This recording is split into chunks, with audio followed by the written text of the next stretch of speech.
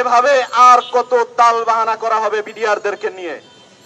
আজকে এই দেশপ্রেমিক বিডিআরদেরকে নিয়ে তাল বাহানা না করে অতি দ্রুততম সময়ের মধ্যে বিডিআরদেরকে ন্যায্য পাওনা বুঝিয়ে দেওয়া হোক। আর কত পরিবার ধ্বংস হলে, আর কত পরিবার শেষ হলে বিডিআরের ইস্যুটাকে এই সরকার ভালোভাবে নেবেন? আমি জানতে চাই। আমি একটি পরিবারের ঘটনা বলছি, যে পরিবারে বাবা বিডিআরের সদস্য, দুইজন ছেলে সন্তান বিডিআরের সদস্য, একমাত্র মেয়ে তার হাজবেন্ডও বিডিআরের সদস্য। শুধু তাই নয়, পিলখানা ঘটনা ঘটার ঠিক 22 দিন আগে এই কন্যার বিয়ে হয়েছিল। আজকে সেই মেয়ে বিধবার মতো বেঁচে রয়েছে।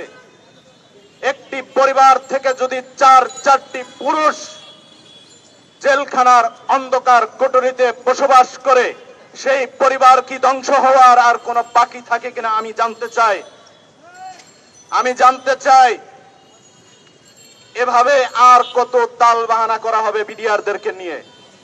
আজকে এই দেশপ্রেমিক বিডিআরদেরকে নিয়ে তাল বাহানা না করে অতি দ্রুততম সময়ের মধ্যে বিডিআরদেরকে ন্যায্য পাওনা বুঝিয়ে দেওয়া হোক। যারা অপরাধী তাদের শাস্তি হোক, আমরাও চাই। যারা বিনা দোষে জেল খাটছে তাদেরকে কেন মুক্তি দেওয়া হচ্ছে না? যাদের শাস্তি দেওয়া হয়েছিল, শাস্তির মেয়াদ ফুরিয়ে গেছে, এখনো তাদেরকে জামিন দেওয়া হচ্ছে না, মুক্তি দেওয়া হচ্ছে না। এত দুর্বলতা কোথায়?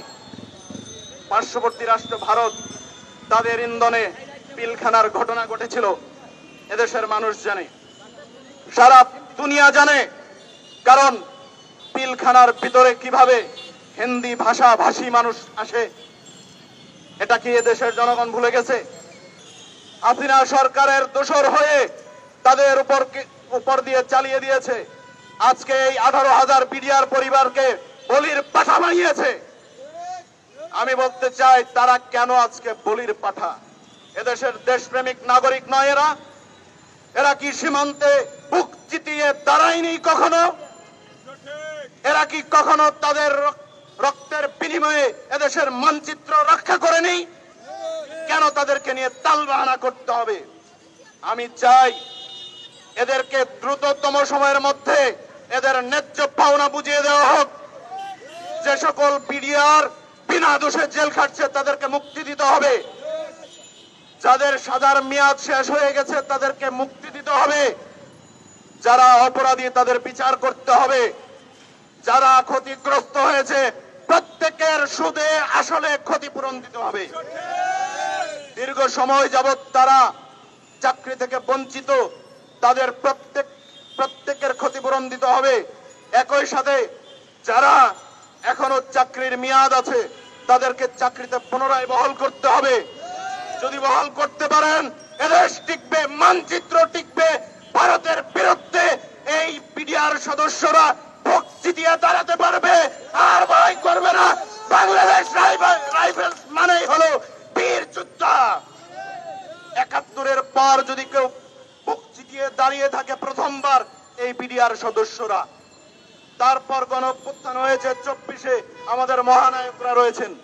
আমি সবার কাছে অনুরোধ করি, আসুন আমরা এই 18,৫০০ বিডিআর পরিবারের পাশে দাঁড়াই এবং তাদের ন্যায্য দাবি আদায় হোক।